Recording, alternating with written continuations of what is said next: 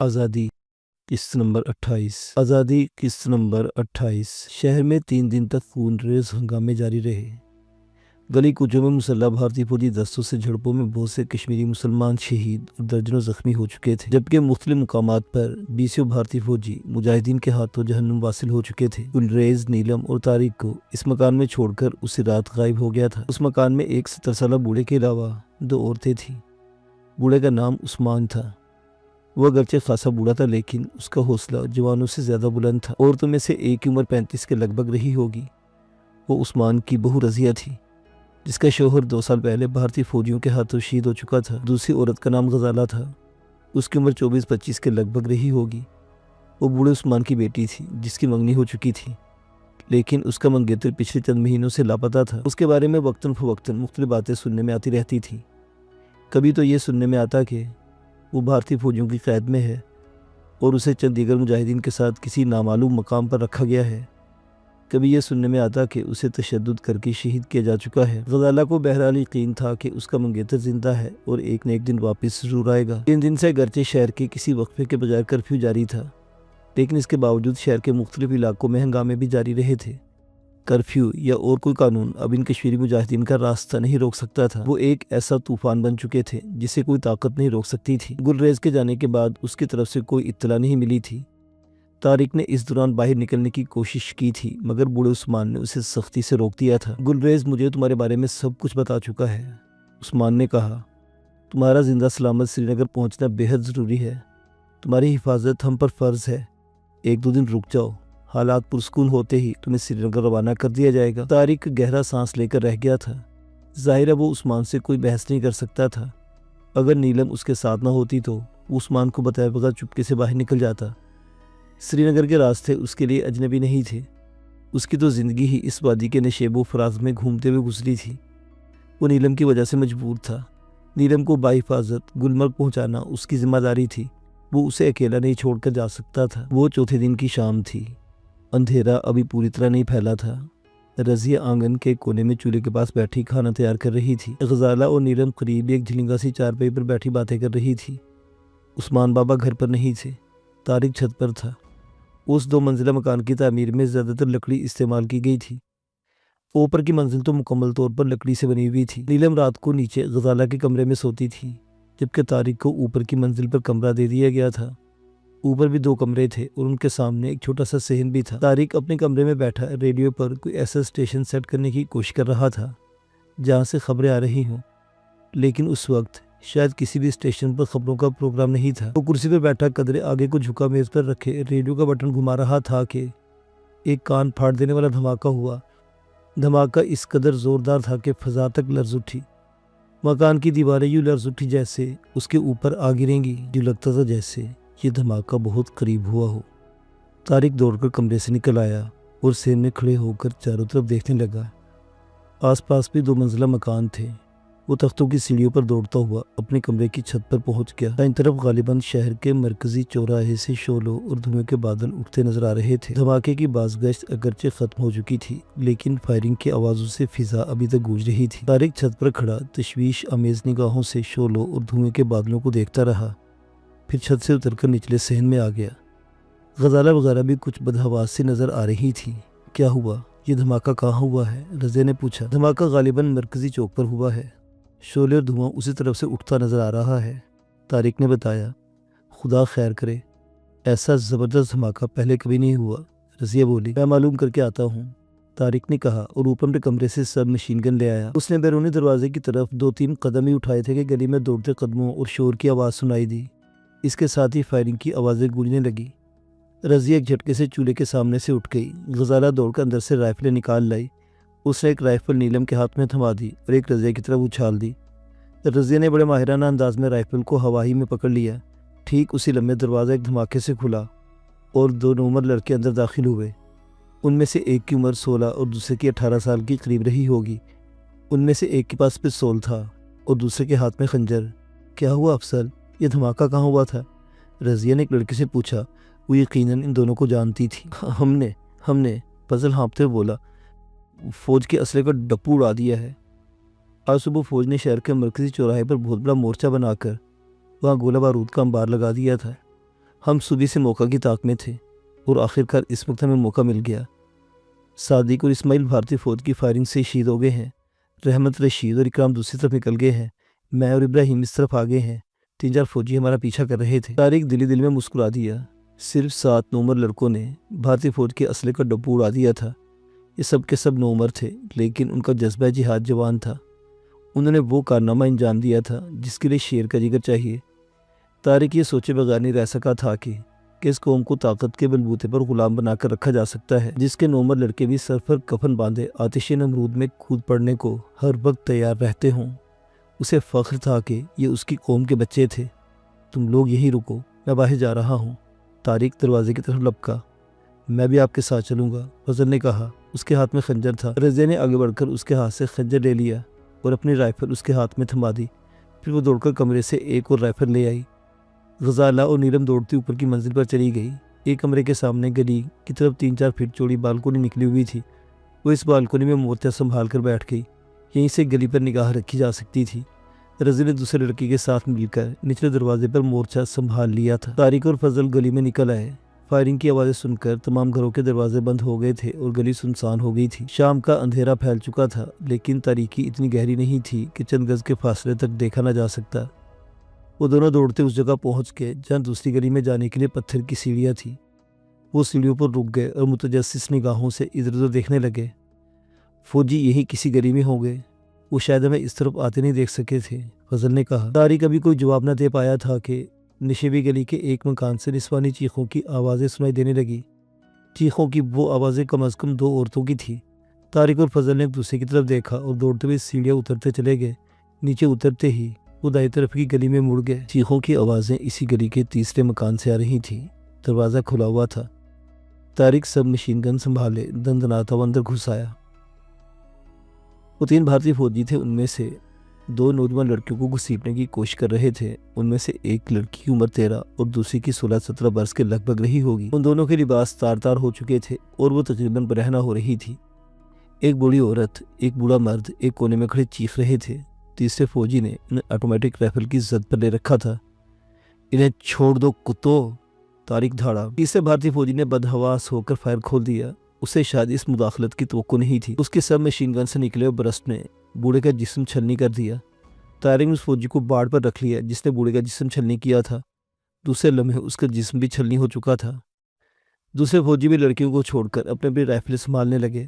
ان میں سے ایک تو طارق کی گولیوں کا نشانہ بن گیا، لیکن دوسرا چھلانگ لگا کر دروازے کے قریب پہنچنے میں کامیاب ہو گیا۔ اس سے پہلے کہ طارق سنبھلتا، بھارتی فوجی دروازے کے باہر گلی میں چھلانگ لگا چکا تھا، لیکن باہر فضل موجود تھا۔ بھارتی فوجی کو چند قدم سے زیادہ بھاگنے کا موقع نہ مل سکا۔ فضل کی رائفل سے نکلنے والی گولیوں نے اسے چھلنی کر دیا۔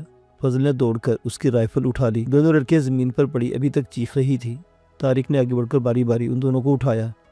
جب تک تمہارے بھائی زندہ ہیں کوئی تمہیں ہاتھ نہیں لگا سکتا، جاؤ اندر جا کر کپڑے پہن لو، طارق نے کہا۔ لڑکیوں نے ابھی تک بوڑھے کی لاش کو نہیں دیکھا تھا۔ وہ کمرے کی جانے کے لیے جیسے ہی مڑی ان کی نظر لاش پر پڑ گئی۔ وہ چیخ کر بوڑھے کی لاش سے لپٹ گئی۔ طارق نے بوڑھی عورت کی طرف دیکھا۔ وہ اس طرح گمسم کھڑی تھی جیسے سکتہ ہو گیا ہو۔ طارق باہر کی طرف دوڑ گیا۔ اس نے پڑوسیوں کے دروازے کھٹکھٹا کر ان صورتحال سے آگاہ کیا۔ فوراً ہی کچھ عورتیں اس گھر میں پہنچ گئی۔ گلی کے لوگ بھی اس گھر کے سامنے جمع ہونے لگے۔ بھارتی فوجیوں کی لاشیں اٹھا کر باہر گلی میں ڈال دی گئی، جنہیں چند نوجوان اٹھا کر لے گئے۔ آدھا گھنٹہ گزر گیا۔ طارق وہیں کھڑا تھا۔ پھر ایک نوجوان نے وہاں پہنچ کر اطلاع دی کہ بھارتی فوجیوں کا ایک دستہ اسی طرف آ رہا ہے۔ اس علاقے کے لوگوں نے ہر گلی کے موڑ پر مورچے سنبھال لیے۔ نوجوانوں نے طارق اور فضل کے ہاتھوں مرنے والے تینوں فوجیوں کی لاشیں گلیوں کے باہر سڑک پر ڈال دی تھی۔ بھارتی ٹرکوں پر آئے۔ ٹرک سڑک پر رک گئے۔ فوجیوں نے جب ہر گلی میں کشمیریوں کو مورچہ بند دیکھا تو انہوں نے خاموشی سے اپنے ساتھیوں کی لاشیں اٹھا کر ایک ٹرک میں ڈالی اور واپس چلے گئے۔ اس کے ساتھ ہی فضا نعرہ تکبیر، اللہ اکبر کی فلک شگاف آوازوں سے گونج اٹھی۔ وہ رات خیرے سے گزر گئی۔ کم از کم شہر کے اسی علاقے میں کوئی ہنگامہ نہیں ہوا۔ کشمیری مسلمان رات بھر گلیوں میں مورچہ بند ہو کر بیٹھے رہے اور بھارتی فوجیوں کو ان کے خلاف کوئی کارروائی کرنے کی ہمت نہ ہو سکی۔ پہلا صبح عثمان بابا گھر پہنچ گیا۔ وہ کل شام سے پہلے شہر کے دوسرے علاقے میں گیا تھا اور اس طرف ہنگامہ ہونے کی وجہ سے واپس نہیں آ سکا تھا۔ شہر میں ہنگامے آہستہ آہستہ سرد پڑنے لگے۔ 3 دن اور گزر گئے۔ اب کرفیو میں وقفہ دیا جانے لگا تھا۔ ایک روز گلریز بھی واپس آ گیا۔ اس کے کہنے کے مطابق وہ بٹا کوٹ گیا ہوا تھا۔ گلریز اسی روز نیلم اور طارق کو لے کر بٹاکوٹ کی طرف روانہ ہو گیا۔ ہنگامے پوری وادی میں ہو رہے تھے۔ کشمیر کا کوئی اور شہر یا قصبہ ایسا نہیں تھا جہاں بھارتی فوجی آگ و خون کا کھیل نہ کھیل رہے ہوں۔ بے گناہ کشمیریوں پر عرصہ حیات تنگ کیا جا رہا تھا، لیکن 45 سال بعد پہلی مرتبہ کشمیری مسلمانوں نے بھی پوری قوت سے اپنی ہستی کا احساس دلانا شروع کر دیا تھا۔ وہ پوری شدت کے ساتھ بھارتی پولیس اور فوجیوں کا مظالم کا سامنا کر رہے تھے۔ اب وہ ہندوؤں کے لیے ترنے والا بننے کو تیار نہیں تھے۔ بٹاکوٹ میں بھی ہنگامے ہو رہے تھے۔ یہاں بھی کشمیری مسلمان کرفیو کی پابندیاں توڑ کر سڑکوں پر نکل آئے تھے۔ فوج کے ساتھ جھڑپوں میں صرف بٹاکوٹ شہر میں 6 مسلمان شہید اور سینکڑوں زخمی ہوئے تھے۔ بھارتی فوجی سربریت کا بدترین مظاہرہ کر رہے تھے۔ وہ اندھا دھند فائرنگ کرتے ہوئے ہنگاموں پر قابو پانے کی کوشش کر رہے تھے، لیکن وہ شاید اس حقیقت کو بھول گئے تھے کہ ہر موقع پر بیجا طاقت کا استعمال خود اپنے لیے بھی نقصان دہ ہو سکتا ہے۔ طاقت کے اس بیجا استعمال سے بھارتی فوجی خود بھی نقصان اٹھا رہے تھے۔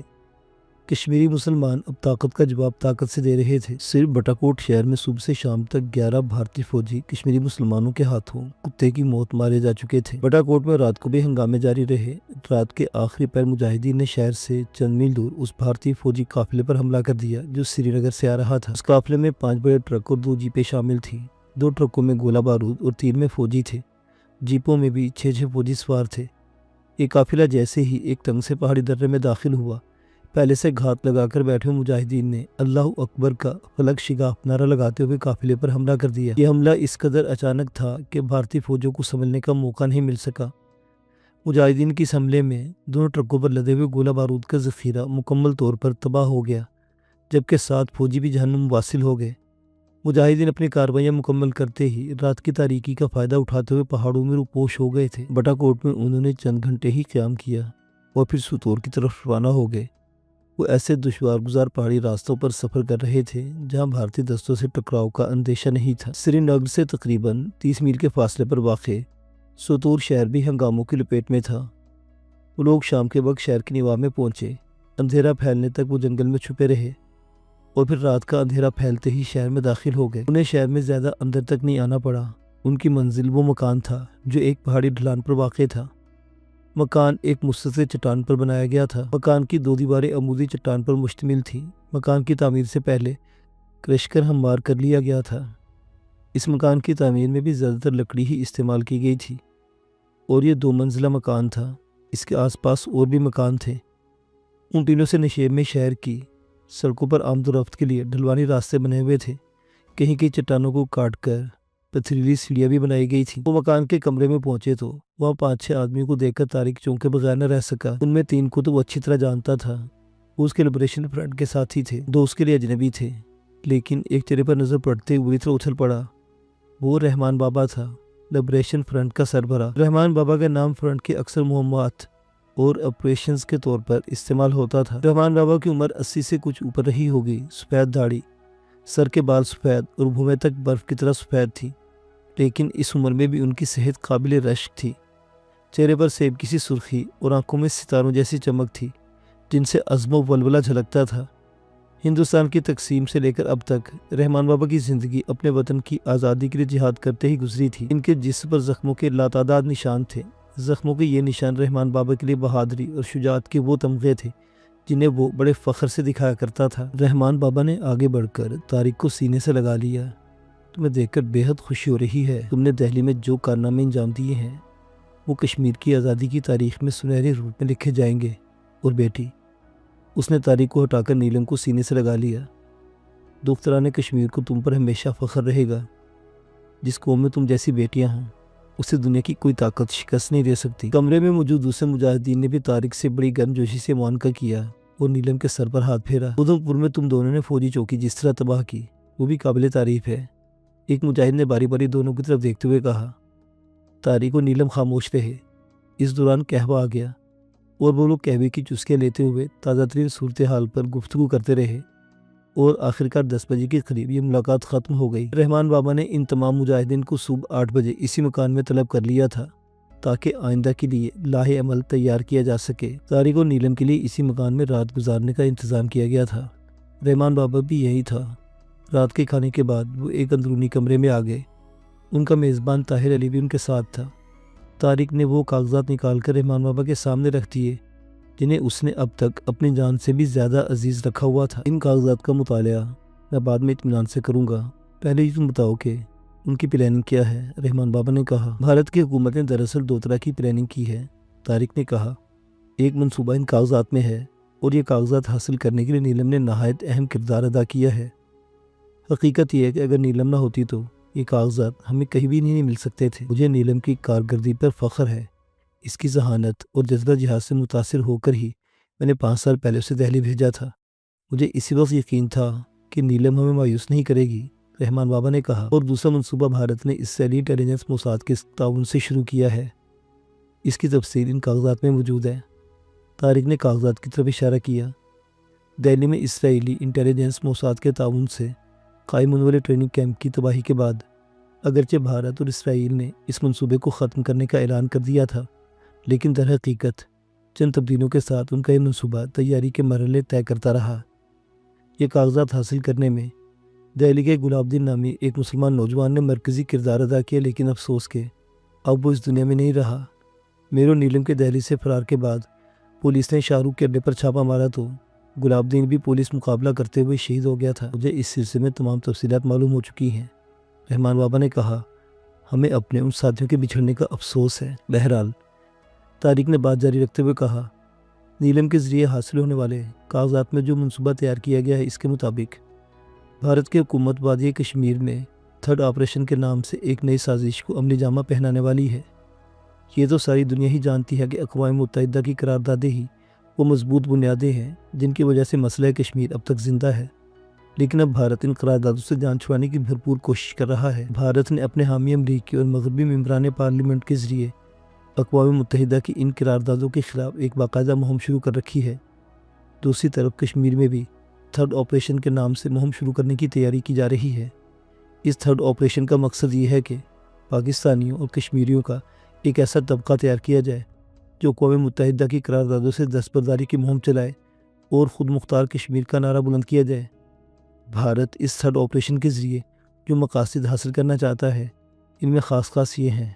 نمبر 1، مسئلہ کشمیر پر پاکستانی اور کشمیریوں کی یکسوئی کو متاثر کیا جائے۔